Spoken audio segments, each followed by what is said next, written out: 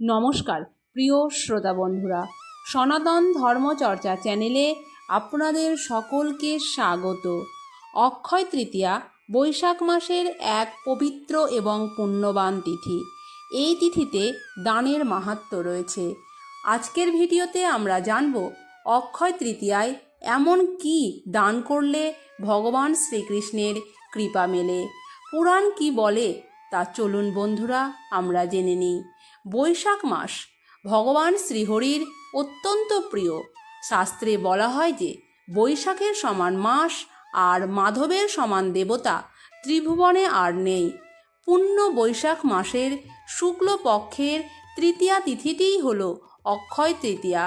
সনাতন বিশ্বাস অনুযায়ী এই বিশেষ দিনে যা শুরু হয় তা অক্ষয় থেকে যায়, তার বিনাশ নেই। এবছর 19শে এপ্রিল 2026 রবিবার, সেই মাহেন্দ্রক্ষণ। পুরাণ মতে এই তিথি শুধু উৎসবের নয়, বরং অনন্ত পুণ্যফল লাভের এক অনন্য সুযোগ।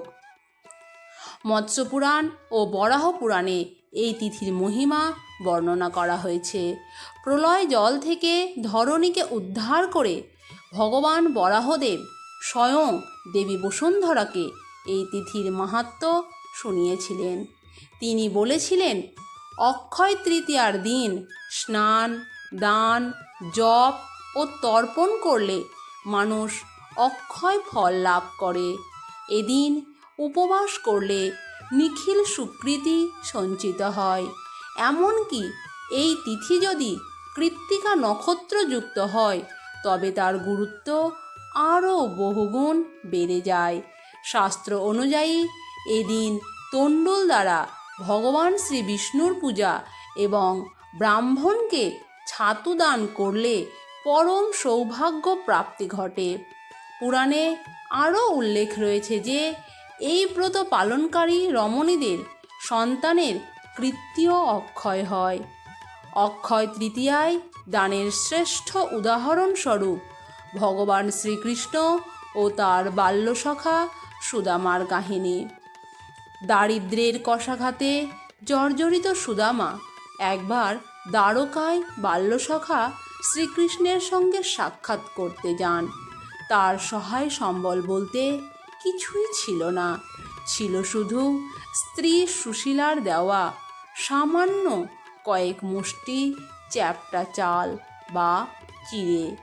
ভগবান শ্রীকৃষ্ণ পরম আদরে সেই উপহার গ্রহণ করেন। সখার ভক্তিমাখা সেই সামান্য দানই ভগবান শ্রীকৃষ্ণের কাছে ছিল অমূল্য। সুদামা মুখে কিছু না চাইলেও অন্তর্যামী ভগবান তার নিঃস্ব কুটিরকে রাজপ্রাসাদে পরিণত করে দেন। তুচ্ছ দানেও যে অক্ষয় ঐশ্বর্য লাভ করা যায়, কৃষ্ণ সুদামার এই উপাখ্যান অক্ষয় তৃতীয়ায় সেই শিক্ষাই দেয়।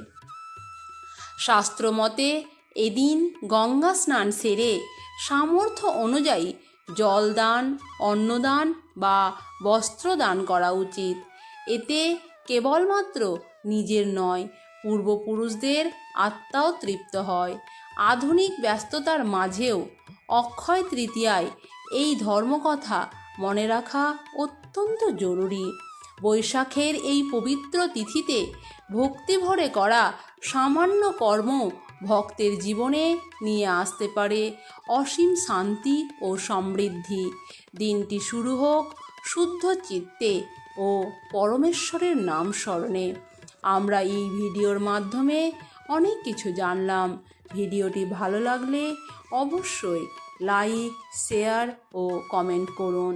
চ্যানেলে নতুন হলে চ্যানেলটি সাবস্ক্রাইব করতে একেবারেই ভুলবেন না।